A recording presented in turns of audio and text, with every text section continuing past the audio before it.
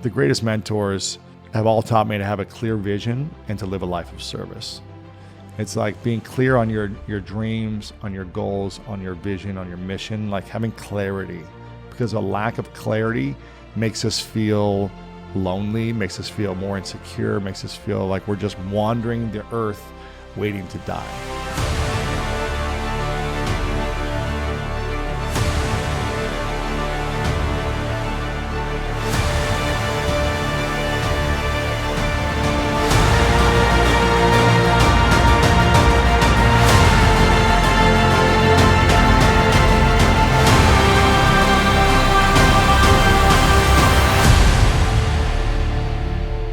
Lewis, thank you very much for joining my Beyond Victory podcast. It's a great name. Awesome to have you. Because I've been a huge fan of your podcast now for many, many months since I discovered it. Even watched and listened to episodes with my wife. Wow. Because you even cover things like child education. Parenting, yeah. There we go. Conscious parenting. So that was so cool that I could bring my wife as well to watch your beautiful. episodes. That I found awesome because it was a lovely moment to share with my wife, cool. and then discuss all the lessons that you extracted from your guest, and in that sense, and that's great, because it's obviously one of the biggest topics for us. So I would like to jump in to where you've come from and some of the early incredible challenges that you've had to overcome, and the traumas that you've as well experienced growing up, which have eventually also helped make you into who you are today. But I think it would be valuable for the listeners and viewers to get an insight into that at first. Sure. I mean, I think we have very similar internal emotions growing up as kids. I was very insecure with everything. I felt extremely lonely all the time. Youngest of 4 kids. My parents were working hard just to try to make the money so they could pay for the food, the house. My brother went off to prison when I was 8 years old for 4.5 years. So, and he was your hero a bit, wasn't he? He was a hero. Right? He was 11 years older than me. He went to prison at 8. And it was a really confusing time because my parents were heartbroken and there was just a lot of sadness in the family. He was the oldest. He was the most talented. He was the smartest, everything. He was one of the best classical violinists in the country for his age group, under 17. And he had all this talent. And yet here he is, this hero that's in prison behind bars. And every weekend we would drive a couple hours to go visit. And you had visiting hours you could go. And I would sit in a big open room with probably 50 inmates, 50 prisoners, convicts, who had done really bad crimes. And I would sit there for a few hours and all their families would be sitting around them. And I would observe these prisoners and I'd see my brother and I was like, my brother's a good guy. He's not a bad guy. Why is he in here? I just didn't understand as an 8-year-old. And those 4 years really shaped me a lot because there was so much anger inside from dealing with this. I didn't know any other kids who had brothers or family members that went to prison. It was kind of like something you saw on TV as this really horrible thing. And yet all I knew was my brother was a good guy. So it was very confusing, but it taught me the most about, I think, people from that experience because I really observed people from that early age. I didn't have friends during that time because the neighborhood kids weren't allowed to hang out with me because my brother was in prison. Oh my goodness. So all the parents on the street. Is that? Oh my goodness. So I'm playing in the backyard usually with kids. You're playing soccer, you're playing football, you're playing roller hockey, and then kids weren't allowed to hang out with me anymore. And so I was like, what's going on? So I started playing sports alone by myself for 4 years. I would go to the gym by myself and just shoot basketballs for hours. And it wasn't until I was 11 years old, there was an older kid who was about 15, 16 who moved a couple doors next to me. He was from another state. He moved, so he had no clue what was really going on. And so we would play sports together all the time. And I just observed people. I observed the way people would look at me, would judge my brother. And I observed prisoners every weekend. I would just watch and experience people. And that's when I really started to understand the way people think and how they feel. But it was a lot of pain. It was constant pain for me because I felt like no one cared. My life doesn't matter. Why am I even alive if no one wants to hang out with me? So I was driven, we talked about this on the interview I did with you. I was driven by proving everyone wrong about me. I was driven by, I need to become the best in the world in sports because I don't want anyone to laugh at me or pick on me anymore. And that drive made me sacrifice everything just to be as the best athlete I could be. And that was kind of my early shaped experience. Yeah. And you think that had such a, even though you were already 8 by then, you think it still had such a profound effect? Can you remember like before? I think it did before, because... Were you already a lot in that direction? Or did it completely change you and traumatize you? No, it was... My whole childhood was trauma from my memories. There was positive moments, and there was some, we had some good Christmases, and I had some memories that were positive. But one of my first memories was I was 4, and I was in preschool. Was one of my first memories. Then I had another memory while I was in kindergarten, drawing, and then maybe 2 memories after that, and then the next memory, I was raped. So I was 5 years old. I was 5 years old when I was raped by another man who was probably 16 or 17. It was the babysitter's son. And I maybe have a few memories before that memory. So 5 years old. And then also being the youngest of 4, like my siblings didn't really hang out with me. My sister was 4.5 years older. My other sister was another 4 years older than that. And then my brother's 11 years older than me. So I was kind of the young brat that the story that I told myself was like, no one cares about me. They did, they were there for me. My parents would do their best and they would tuck me in at night and, make sure I got off to school and feed me, and it was supportive. But in my story that I told myself is like, no one cares about me. Kids make fun of me in school because I'm, getting laughed at when I read out loud. I'm in the special needs classes. So it was just like little traumas every single day that I felt like I faced until I was about 13. And then I begged my parents to send me away. So I went to a private boarding school. I begged them every day in a summer. And I said, please send me away. And I just needed to get out. I just felt like something bad was going to happen if I didn't leave the town I was in. I was in a small town in Ohio. And so it just felt like it was always like little traumas, emotional, mental, physical, just like trauma was building. Again, at least that's the story I told myself, right? And I just needed to get out. And when I left and I went to a boarding school, my parents didn't want to send me away. It's usually the other way around. You're usually like this bad kid and your parents send you. I begged my parents and they're like, no, we're not sending you. And finally I convinced them enough that they sent me away. And it was the greatest thing that happened to me being in this private boarding school, because that's when I really started to just grow up. I started to grow up. I still had a lot of anger and resentment, but I really started to grow up and become more confident because I became a great athlete in high school in different sports. And that's when things started to shift. So, and then you had, you say you had you tried to go through sport as well. Of course, your dream was to become an All-American footballer. Yeah. But your approach in your head was not right because you were just about getting recognition. Winning and at winning, all costs. So can you take us through then, first of all, the suffering that comes with that, and then also what happened because you got injured and the impact that had, and then that was probably the lowest point in your life. If you could just explain that. The winning was like winning for the wrong reasons is like the biggest suffering. I would win and I'd feel joy for moments, and then I would continue to reflect back on, even if I scored 40 points in a basketball game or had 3 touchdowns in a football game, like we would win. Or you did 470 yards and that was the greatest 418 record. yards. I broke 418 yards in one game. 418 yards. And we lost. Which was the world record in football at the time. At the time. The most receiving yards in a game. And we lost. And I remember sitting in the shower. I was so upset that we lost, even though I broke this world record. I'm in the shower for an hour after all my teammates left. I remember this vividly. I'm in the shower and my coach comes in there. I didn't even know I broke the record. I was just pissed that we lost. My coach comes in there and he says, you just broke this record.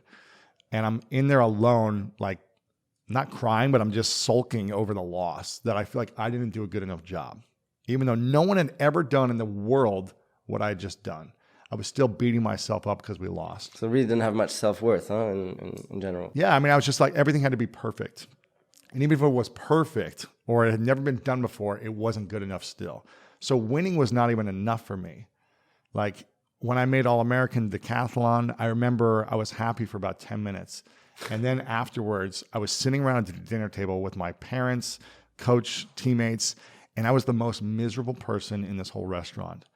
10 minutes after winning like a lifelong dream, right? Getting All-American status. It'd be like after you won Formula One World Championship, like going to dinner that night and just being the most miserable person in the room. I didn't know why. I was like, why am I so unhappy? I just did my lifelong childhood dream and I'm unhappy. And I really didn't understand. I was like, well, it's not Olympics, it's college. It's not really the Olympic, it's not worlds, And I didn't understand why I was never fulfilled with winning and why losing was like the greatest suffering. Man, that sucks. But it was every day it was like that. And so like you said, like that resentment, that anger, that lack of self-worth drove me to be obsessive over becoming better.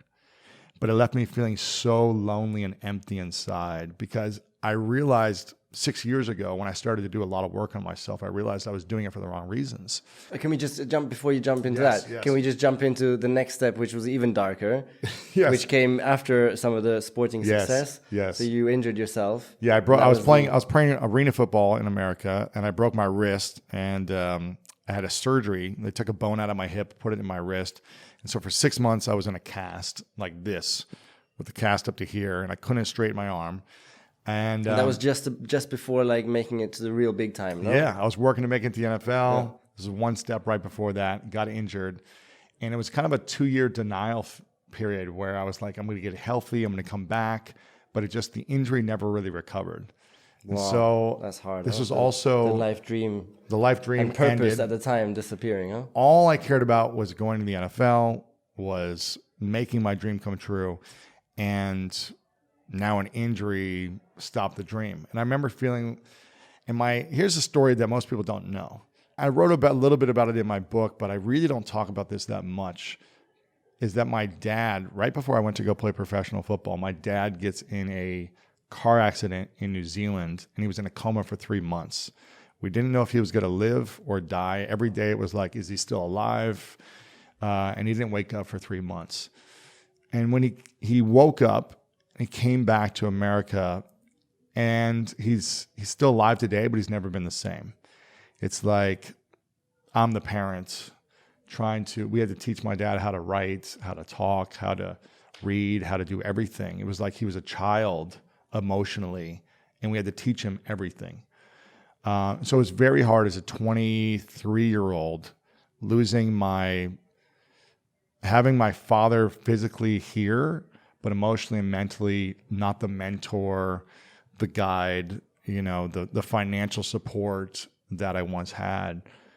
And that was probably the hardest blow for me. More than like the injury to my arm, I didn't have my dad to mentor me and teach me what to do next. I felt like I was on my own again. So that was the challenging thing. I had my arm broken. All at the same time. All at the same time. I lose my dream. I'm injured. My dad is recovering, but never the same again. And it's also the 2007, 2008 when the economy tanked in the USA.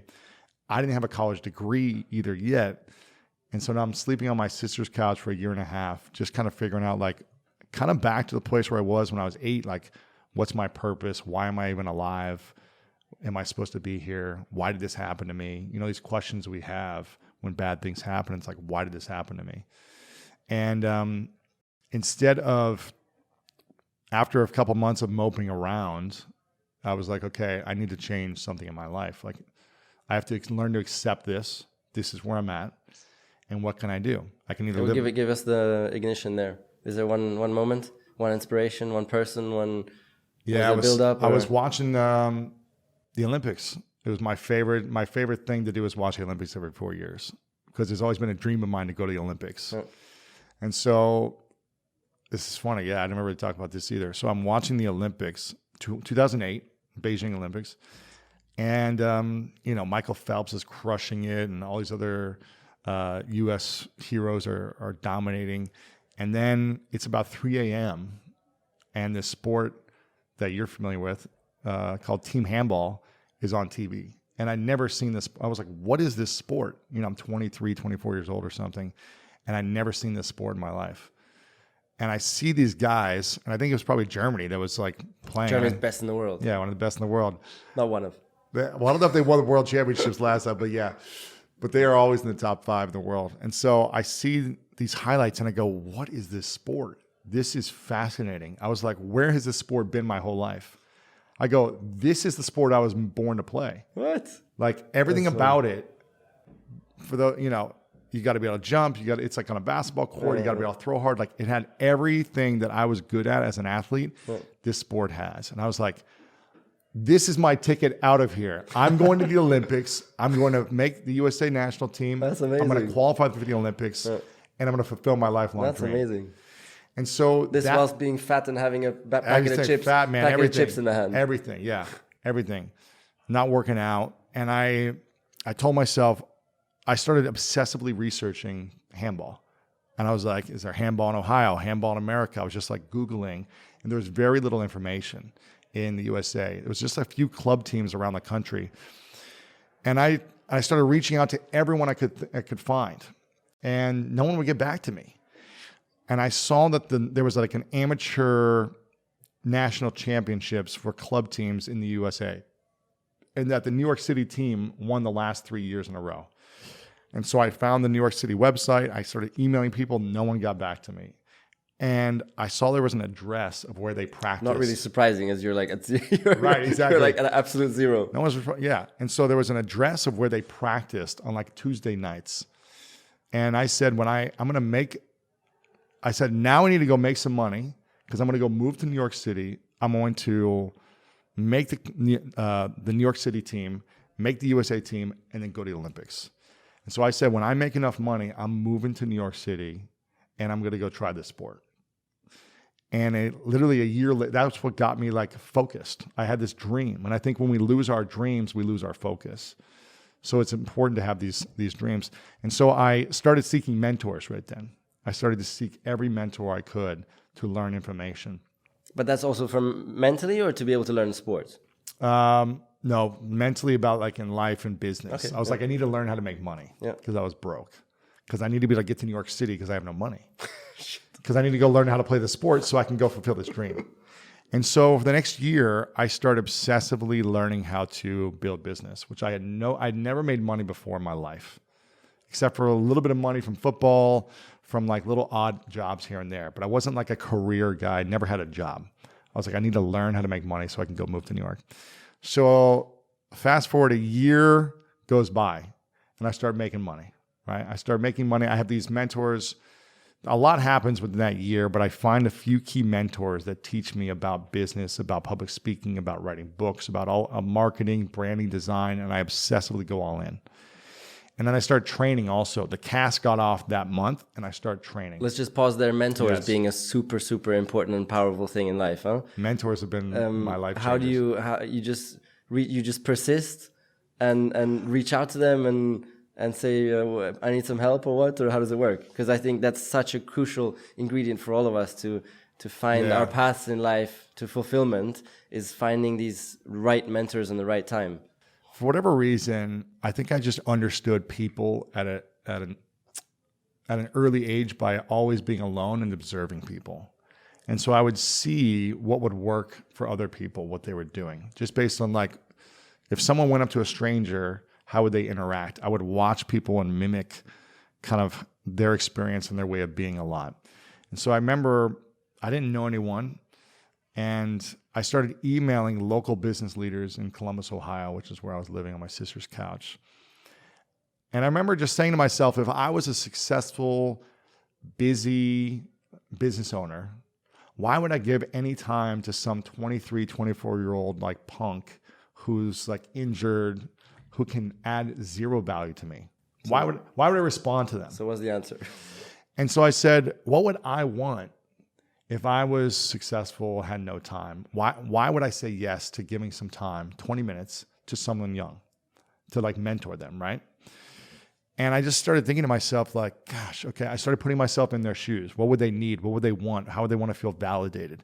And I literally started emailing people on LinkedIn one by one and finding ways to find mutual connections, finding ways to see common interests that we had based on researching them. And I would never ask them for advice when I would email them. I would just say, I'm so impressed by everything you've created. And I'm so inspired by how you jump from here to here in your career at this stage of your life. Or whatever it was, I would find something that I was inspired by. And I would just say, are you open to sharing me like how you became so successful? And for whatever reason, you said you never asked for advice. I wouldn't ask for advice, but I would ask them to share their success, their story of success. Okay. Well, No one wants to like give 10 minutes to tell someone advice, but they'll tell how they became successful. There's like this inner drive that's like, yeah, I want to tell you how I became successful. there's a need for recognition. It's a need for recognition. Need for recognition. And it's one of the greatest gifts. Tapped into their need for recognition. And it was one of the greatest gifts that a lot of them said, like, thank you for allowing me to share my story and for listening. And like, it filled their ego, it filled their desires, their recognition. But I would never say, can you give me some advice on how I can go from where I'm at to where I want to be? I would never say, give me advice. I would say, I'm so inspired by how you did this. Can you tell me the story of your success and what you had to overcome? Like, everyone wants to talk about their success. And so they gave me all the advice without having to ask for it. And that's kind of how I built my mentor circle early on, was giving them something without asking for them to give me something. And that's, mentors have been my key to success, is really being in the room with the right people at the right time. And again, not saying, hey, can you hook me up with a job? Can you intro me to this person? Can you do this for me? Never asking for anything, but saying, man, it's amazing what you've done. Can you share that specific story of how you did it? And then they're like, how can I help you? What can I do? Who do you want to connect it to? Like, they tell you how they can help you. So whilst we're on the topic, then can you share one or two big ones, which is not too specific, so which Sure. really everybody who's listening and watching can kind of apply? One or two big what? Well, some valuable lessons you extracted from those mentors. Some big ones, whether it's... It depends. I mean, I've had so many great mentors and You want to come back to it later? I'm just trying to think. I mean, so we just, dear listener and watcher, we just did a podcast the other way around. I know. For Lewis's podcast, which is called The School of Greatness. Yes. Which I'm a big fan of. So just before this podcast, now we were recording the other way around. I Lewis mean, was asking me the questions. and he asked me exactly the same thing, more or less. And I was also stuck for a while. I know. I mean, there's great lessons that I've learned personally that have come at different areas of my life when I've needed it the most. And then there are just great principles that all the great mentors have taught me. And the greatest mentors have all taught me to have a clear vision and to live a life of service. It's like being clear on your dreams, on your goals, on your vision, on your mission, like having clarity. Because a lack of clarity makes us feel lonely, makes us feel more insecure, makes us feel like we're just wandering the earth waiting to die. So the clearer our dreams, our goals are, whether it's a 20-year dream or 2 months, it's like having some direction. It's knowing where you want to go is the first step. And something that you talked about in our interview, which is that you feel like you lacked having that kind of wisdom early on, you wish you had more of it, was living a life of service. And I think that's the greatest gift you can give yourself and other people, is by being in service in some shape or form. So those two things have been always very powerful. Well, let's go into that. You came from being, sorry to say, of course, it's very traumatized, suffering human being, always just in need for recognition and some attention, some love. Attention. And listen, there's people who have more traumas than me, but it's something, you can't compare really either. Yeah. It's really personal. No? And then, so now you've come out from that, and you say you've learned to give as well, and you were speaking about your dreams. Can you go more into like what is your dream now? Your dream before was just to be an All-American. Yes. And to win and to be perfect, exactly, and to get all the recognition as a result, which that's not exactly in the dream, but it's actually what's behind the dream. Yeah. So and I realized it wasn't what's fulfilling. What's the dream now with all the success you've had? Where's the dream? For me right now, it's to impact 100 million people a week, to help them live a better life. I feel like there is so much suffering and loneliness in the world. And then my dream is to rid the world of what I had to experience for 30 years until I really started to work on myself. And so the mission is to impact 100 million people a week, to help them improve their life. And that could be in their relationship to their self. That could be the relationship in their intimate relationships or their friends. That could be in their finances, in their health. Whatever is lacking, wherever they feel the most suffering, I want to rid them of suffering by giving them tools and information to support their life. And so that's the mission. Now, what have you done for yourself apart from engaging in this project of helping others? For example, the School of Greatness, which is an awesome way to help others. What have you done for yourself then? To rid yourself from this desperate need of validation and recognition and being the best in the world and having the best podcast in the world and being number one. Yeah. And if you're on iTunes and you're only number 11, then you're depressed, even though you helped millions of people, but you're only 11th on iTunes. How many times per day do you check that? I used to check it a lot. I don't check it. So what have you done?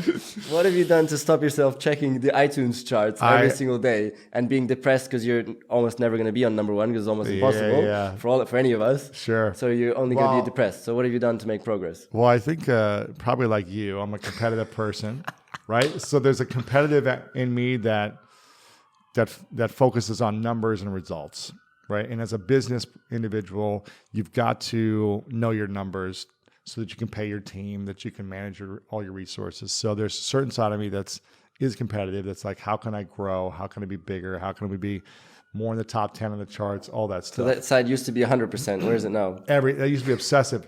It's a lot less now. It's much more balanced and much more even, where those things don't make, like if I see my numbers drop or whatever in the rankings, I don't take it personally anymore. Come on, really? I don't take it personally anymore. I might think like, okay, what can I...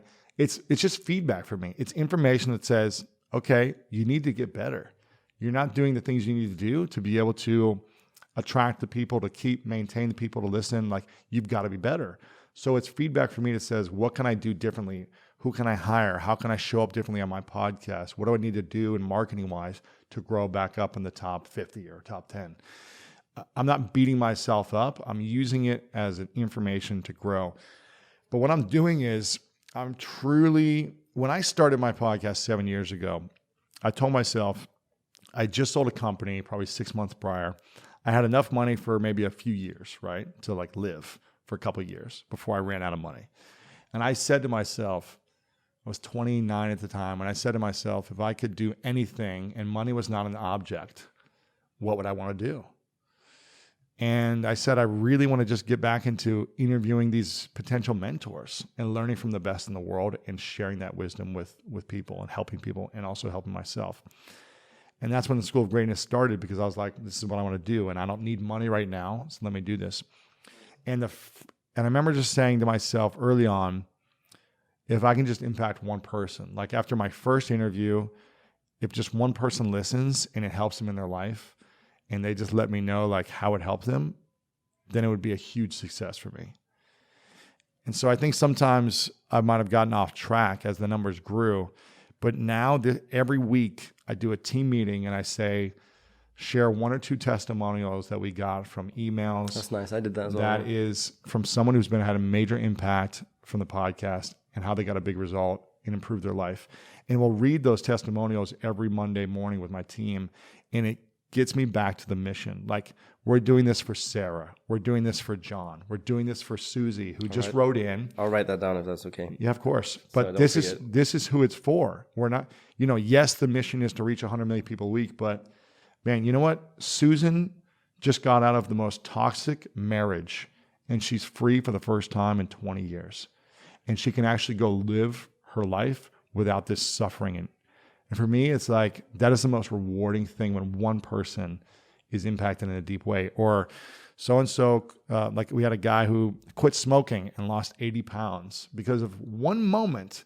It wasn't even something I said. It was one moment that he heard someone else say about their health. It was the handball moment. Yeah, right. But it just clicked for him. It was like something someone said in one episode way in the past was like, it clicked. And something shifted in the way he thought. And he said, I'm putting the cigarette down and I'm going to eat salad. And he lost 80 pounds. He met his dream woman because he started to build these daily habits that we talked about in my episode, delayed gratification and not instant gratification of the addiction. And now he's healthy. His skin is clear, everything. And it's like, I'm doing it for those people who truly are making an impact. Unfortunately, not everyone is writing in every day and saying like, this is how it transformed my life. But it's like, if one person's impacted, for me, okay, the goal is 100 million a week. But if one person a week is impacted, like, I'm doing something good with my life. And that's what I focus on. It's hard because all these other big celebrities have podcasts and their numbers, and I want to be like, no, I'm the best, right? But that's what gets me in trouble from the past. And so I know to focus more on service and giving than competition and more collaboration. Like, I used to not want to work with people because I just said, I need to be better than them. But now I want to collaborate with everyone. I want everyone to win because that's impacting more people. That's very, very cool. So that's how I manage it now. And I also do a lot of work on myself. Like I'm bringing on people like yourself or world-class therapists, psychologists, or whatever it may be, scientists, doctors, to improve myself. It's a selfish thing that I get to interview people and say, what's one thing I learned that I can apply to become better? And how can I help people with that wisdom? So every week I'm learning how to improve myself to overcome my insecurities, my fears, my doubts. I just feel like I have this massive tool belt that whenever I go back into like my childlike hurt self that wants attention, that needs to be right, that needs to defend myself, I just take out one of the tools and use it. And that helps me in a big way, kind of get back on track. You hold a diary from these kind of learnings that you have from your guests, or? We transcribe it all, and then I'll take notes and kind of have a mental diary too. So cover some recent big learnings from yourself. I mean, you've had the most incredible guests. You had Djokovic on recently. You had Kobe Bryant on, Mike and Tyson, then Mike Tyson. But that's just from the sports. Then you, of course, as you said, you have the most incredible scientists and professors and whatever else. I like this. Can you give for yourself a lesson that you used for yourself to find more fulfillment and more happiness and more purpose? Can you share some? I'll show you something from this year. I went through. I think you could appreciate this because you had probably the most judgment constantly of press, media, peers for years, right? You had to deal with people judging every move publicly. Yeah. And you were smart to never read the newspapers or the press. But here's the problem. You can't escape it because once you get into the paddock every second week, you're obliged to sit in front of 100 journalists and they ask you these on questions. Your own, and they will ask you all of those things that are written in the press. Like, do you what do you think to everybody saying that you're just a dog of your teammate? Because that was the headline in the Daily Mail yesterday. Oh my God! And so you can't escape it. And I can't just say F off. I'm not answering your question. Oh my God! You have to engage. You have to be polite, grace, and you have to answer the question. And so you just can't escape it. So that's the problem. So shutting off is only half the way to go because you still have to face it. So that's what makes it difficult. So I went through I haven't really even talked about it on my show or publicly talked about it, but I went through a public shaming for a few months earlier in this year. I went through it was kind of like my biggest nightmare happened because we want to protect, but I just know so much about it. That's why you can understand. So it's like we want to protect our ego, right? We want to have this image about us.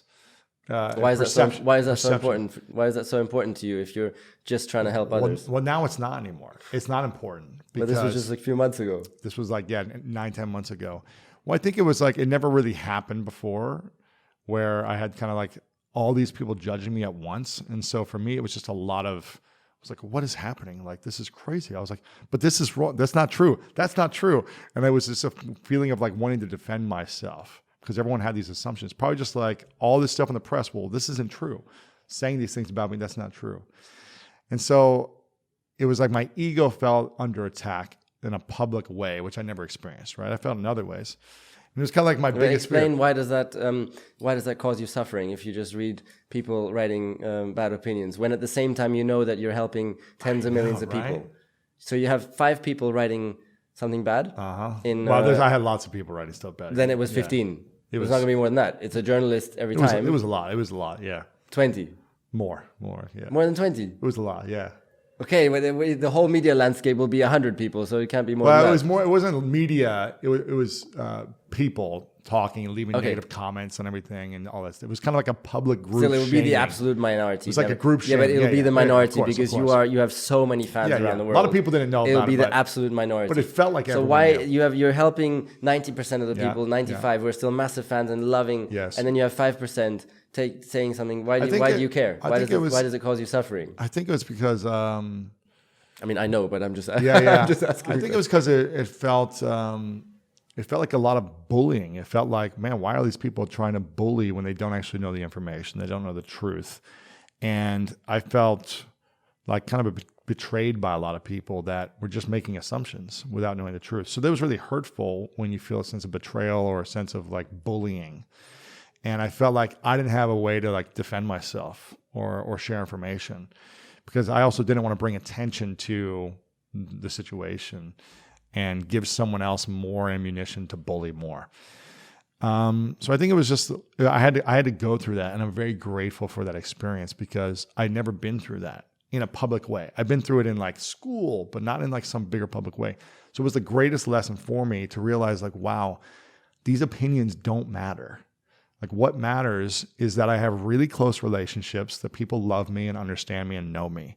And as long as those 5 to 10 people are there for me, like it doesn't matter if there's hundreds of thousands or millions of people or 50 people that don't like me. It doesn't matter. What matters is the mission. So it took me a few months to figure that out because I was afraid of everyone judging me or thinking something about me that they didn't know the truth about. And that was what I didn't have control. It was a lack of control of people's opinions, which was like the scariest. But once I killed my ego and just said, wow, it doesn't matter if this person judges me or not, it gave me so much freedom to focus back on the mission. And I think that was a huge lesson, is learning how to let go of the control, the perception about what people think about me. And now I can just go focus on doing what I do. And I have no control whether people like me or not. All I can do is help people and focus on the mission. And it's been a game changer ever since. And I think it was the greatest gift I've given myself, is learning that lesson the hard way. So I'm very grateful for it. But come on, it's not like a switch. I mean, you can tell me, I'll believe you've made progress. It took months. But it took months. You can't flip the switch. No, it took many months in the beginning of the year. And even now, there's still like, this person continues to like publicly try to shame me or whatever. And I'll ask myself when I'll see something pop up, I'm like, how does this make me feel? Do I want to punch a wall or do I feel at peace? Like, I think anytime someone tries to like hurt you, it's probably not going to feel like, oh, I feel amazing. So there's moments of like, man, I just try to think about compassion.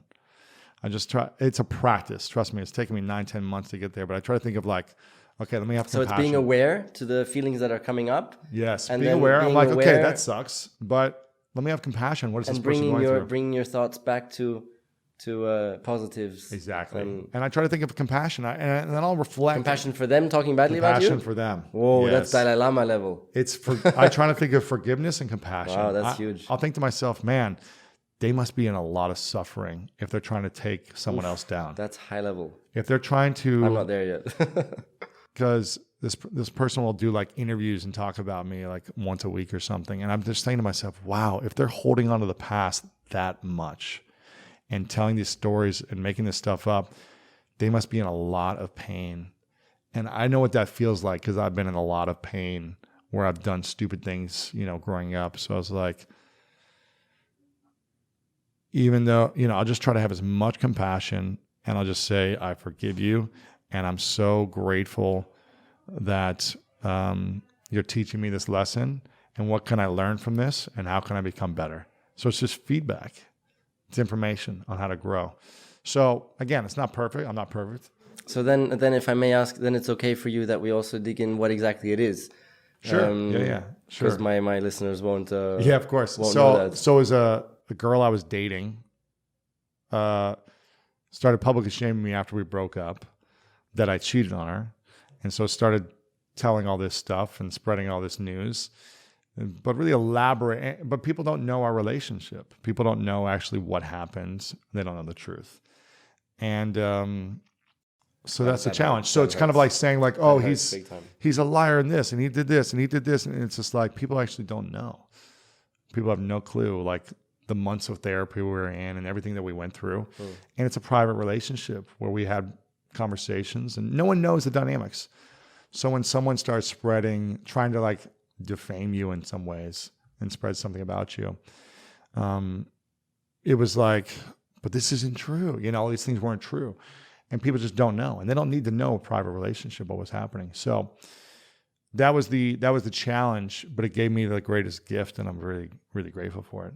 So because you have to kill I think we all have to kill our ego. We have to have an ego death before we can find inner peace. Because I never had inner peace.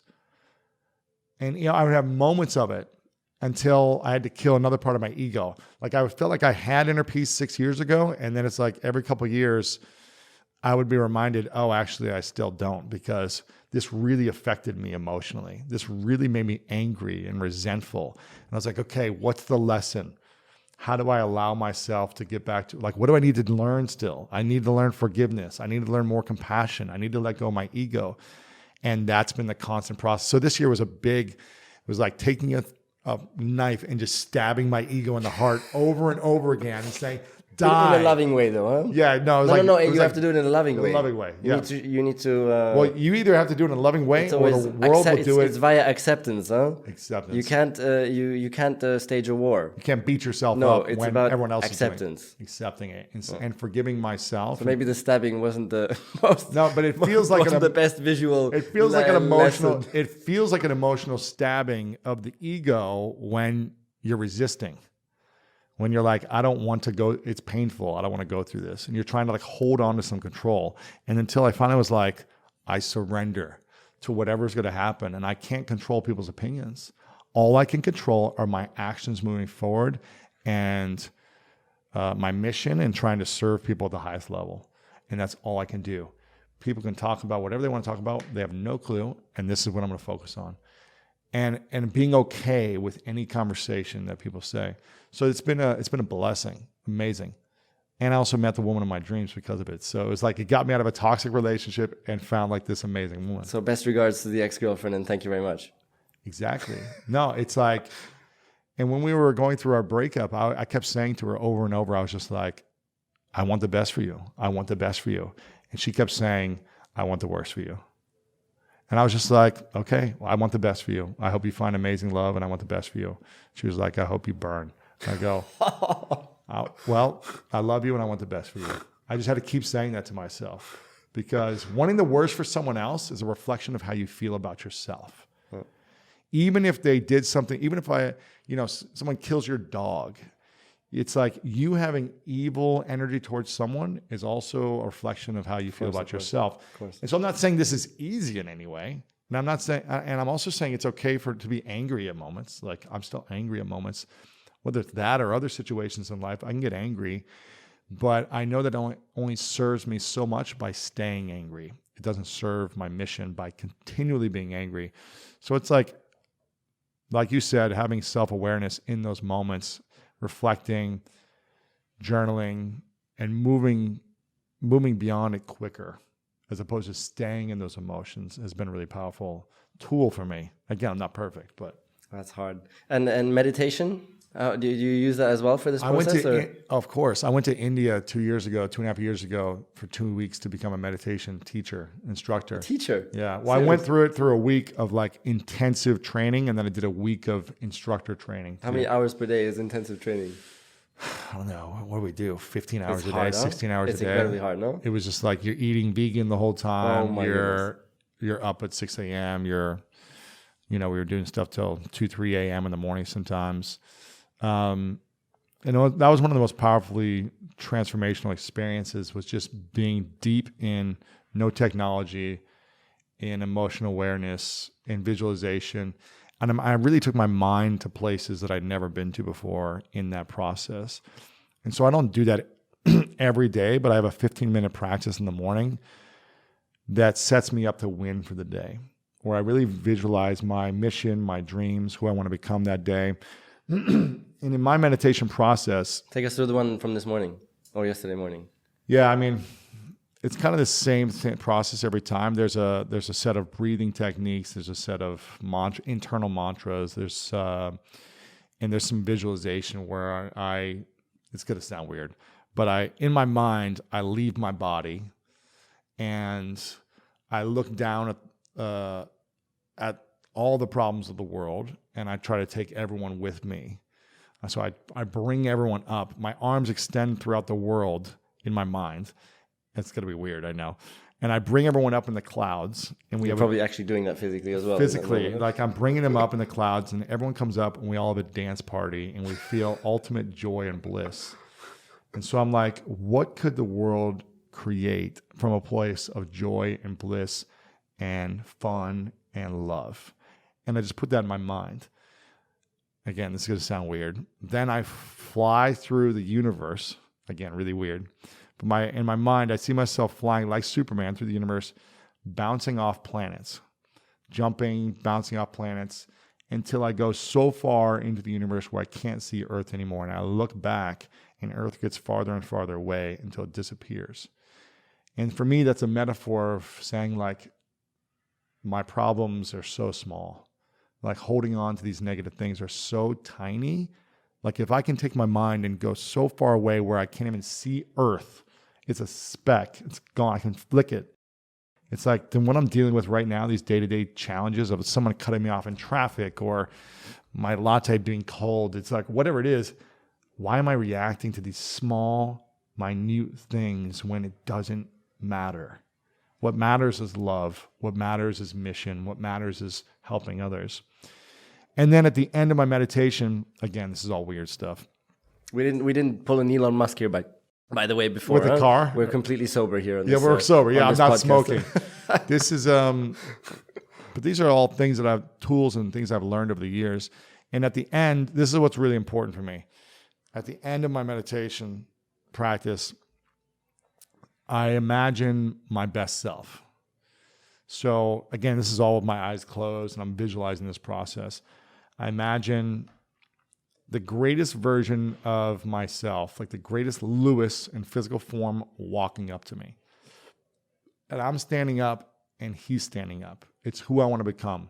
And he's looking me in the eye, and I visualize how he looks, what his smile is like the energy and the aura that he's putting off. Nice. Like, he looks amazing. He's like this unbelievable looking human being, like this person that I want to become, right? He's just like, he's got so much peace, so much love, so much joy. He's got like no injuries. He's standing up straight. He's got great energy. And I'm like, what do I need to do today to reflect more of that person I want to become? And then I kind of open my eyes, and I also think about all the good things I want to create, like all the great things I want to attract. But I also think about what happens today if everything goes wrong. How do I want to respond? So if a friend or a family member says something I don't like, how am I going to respond? If someone cuts me off in traffic, how do I want to respond? So I try to also plan in my mind, when things go wrong, what would my best self do? Would he react? Would he scream at people? Would he want to jump out of a car and beat someone up? It's like, how can I become more of that today? And that gives me, that just helps me become prepared for the day with anything happens. Again, it's a little weird. No, but the last one was the least weird. That one was cool. Preparing for the worst. Yeah. No, that's cool. No, but visualizing yourself in how you want to be and how you want to appear and everything. That's cool. Like, and imagine Nico. The positivity that you radiate and what is the kindness and everything. What does the greatest version of Nico look like? Nice. What does the greatest version of you look like? Do I have to say that now? Yeah.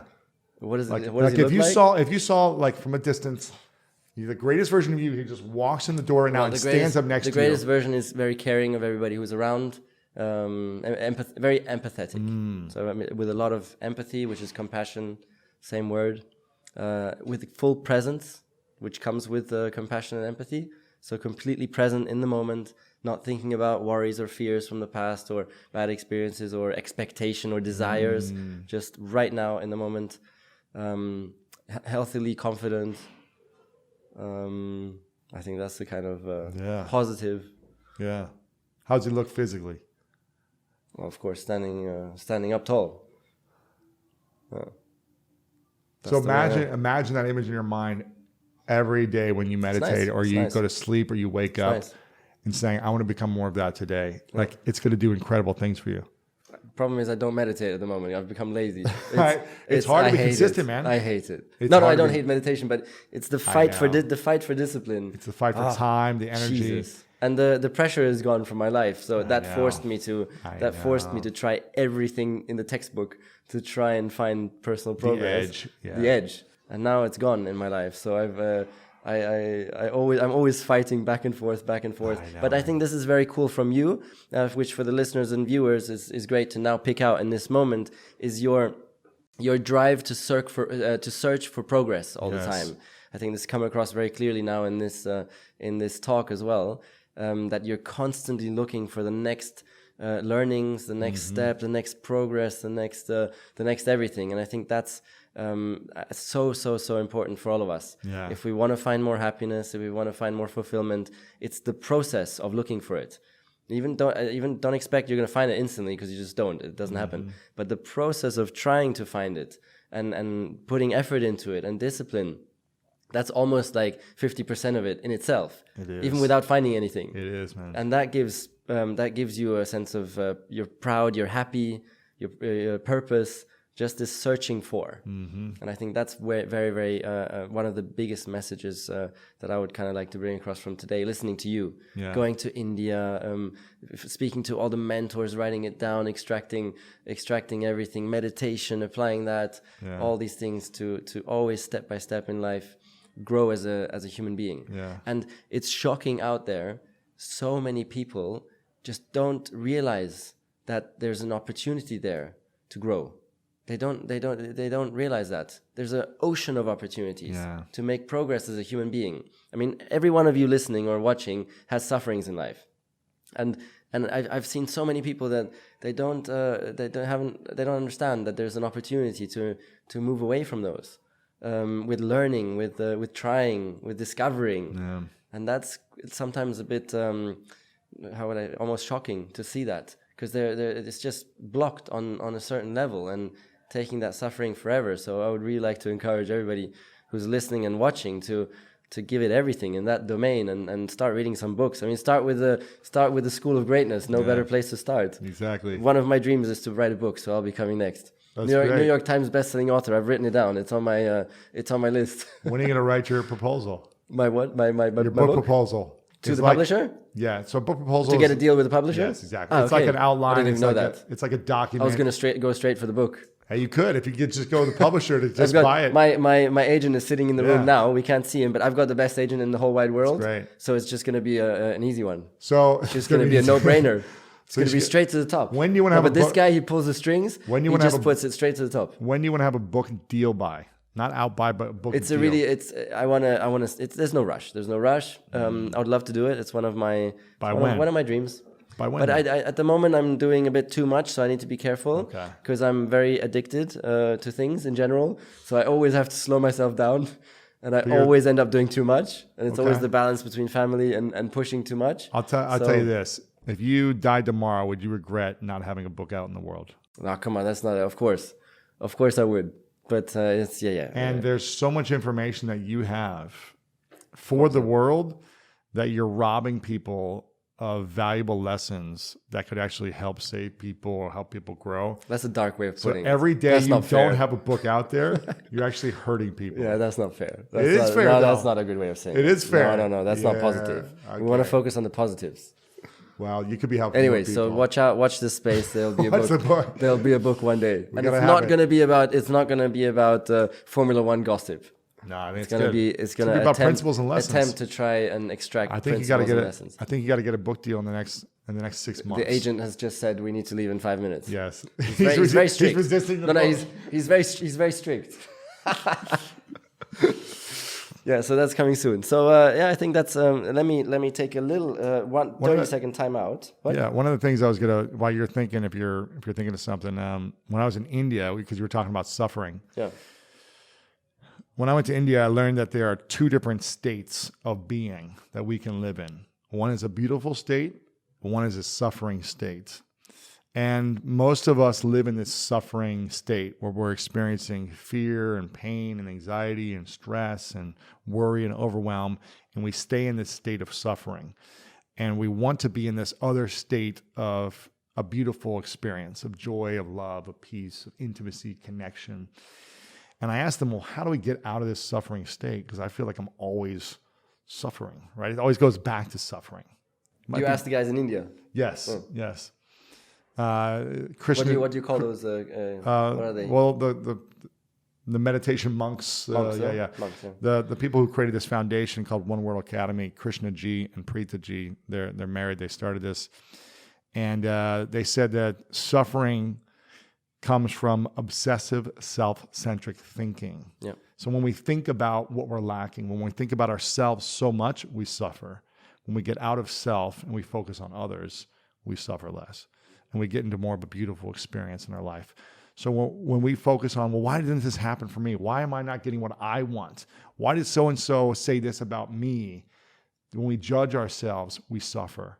It's when we put our attention to everything that you've been saying, which is like, I want to be more in service. I want to be more giving. That's why I'm creating this podcast, is to help more people. You become more beautiful in your experience, and that's where peace comes from. So something to think about here. So Gandhi said, to find happiness for yourself, you need to get lost in the needs of others. Something like that, in the service of others. In the service of others. That's it, right? This is Gandhi. Isn't it true? Yeah, The but this more is you help people. Unfortunately, still a long path for me, but I'm going for it. You got it. I'm trying. I'll get there. You got it, man. I'm trying. Anything I can do to support you, let me know. I got your back. Thank you very much. On your Nokia phone, you can message me every. Nokia phone. I don't know. Did we cover that story in this one? I don't think you. No. So I'm trying to simplify life. So I've gone away from smartphone and gone to Nokia. Problem is, I've got to the US and my old Nokia doesn't work with 5G. Yeah. So I'm properly stuck. So I'm back on the smartphone for the weekend. Your greatness. I mean, you are the Mr. School of Greatness. So your greatness, we've covered it kind of. You want my definition? Yeah. For yourself, huh? Yeah, for myself. It's kind of what you said on my show. So when you said it, I was really glad you did. For me, greatness is... I've learned from the best. For me, greatness is discovering your unique gifts in your life to pursue your dreams. And in that pursuit, making the maximum impact on as many people around you as you can. So what's your unique gift? For me, it's always evolved. I mean, I use sports as a unique gift. I use... now interviewing people, creating content, writing books. It's whatever your gifts are, discovering those unique gifts, cultivating them, and then in order to pursue your dreams, and then making an impact. So I'm always learning new skills, new tools to pursue certain dreams that I have. But in those pursuits, I'm always saying, how can I inspire other people with my dream? How can I help someone here? How can I give over here? Do you have a new dream that we're not aware of yet? Like, that goes beyond book writing and podcasting and reaching 100 million people? I mean, I want to go to the Olympics still. Still want to go to the Olympics? Yeah, I'm still in the You're USA. 36. I'm 36, I know. When is the next one? It's next year? No, when is it? Next year, here's the thing. I would be an Olympian now if the USA had the Olympics in the last 8 years, because you get an automatic qualifier for the sport when it's in your home country. Yeah. We haven't qualified for the Olympics since 1996 in team handball. And the last time, that was because it was in USA. So we're just not that good. They only take like 16 nations to the Olympics in handball, and there's so many good teams in Europe. So it's really hard to compete to just qualify for the Olympics. So the next Olympics in the USA, I think, is 2024. Well, you're already an All-American. You're an All-American already in 3 sports, so you might as well. 2 sports, yeah. Decathlon. Football. 2 sports. Handball. Well, not an All-American, but I'm on the USA national team. But that counts as All-American. I mean, All-American is an actual like award as one of the best athletes in college in that sport. Oh, sorry, I didn't know that. Okay. So I'm a... But you'd get that anyway. Yeah, I'm a national team member, but I want to be in the Olympics. It's not the last. It's not too late to change sport for a fourth time. I know. You have 1 year time to prepare for next year's Olympics. So which sport are you going for? It's so physically. Handball is so physically demanding. It's hard to keep up with 23-year-olds as a 36-year-old that plays like a few times a year. But you're gonna try, huh? Try Olympics, we'll see. I mean, that's a dream, but that's like 8-9 years away when the Olympics is in the USA. When I would have the next shot. There is an Olympics in 2028, I think, is the Serious? It's in LA. Oh, amazing. So we have an automatic qualifier. I'll be 44, something 45. So I don't know who knows what will happen in the next 8-10 years. Yeah. But anything's possible. So if I still love it, then maybe I'll try to compete, or I'll find another sport that's less physically demanding. Yeah. But so it's a nice dream, because that's the dream that's given your life so much extreme positivity from sitting as a couch potato on the sofa. Yeah, exactly. With 300 pounds and a box of chips. That's it, man. I mean, other dreams, I want to write more books and help more people. I think for the first time this year, I thought about what it would be like to be a dad. And I think that's a dream of mine in the future. I never thought about having kids really before. And I think I just never had the right partner that made me trust that if something happened to me, they'd be able to take care of them. Yep. But so maybe I'll be calling you before like that journey to ask you like what's parenting really like. With pleasure. There I have a lot of give me some feedback. I have a lot of valuable experiences there to give. So yeah, but it's all worth it. It's the most wonderful thing in life. Yeah. Well, that's powerful. Thank you very much for your time. My man, appreciate you, Nico. Thank you for joining my podcast. And we've done the same, the interview reversed the other way, with Lewis asking me questions on Lewis's podcast, The School of Greatness. So you can also check that out. Yes. It was also a very nice conversation. So thanks for tuning in, and tune in for the next one very, very soon. Bye-bye. Yes, man. Appreciate it.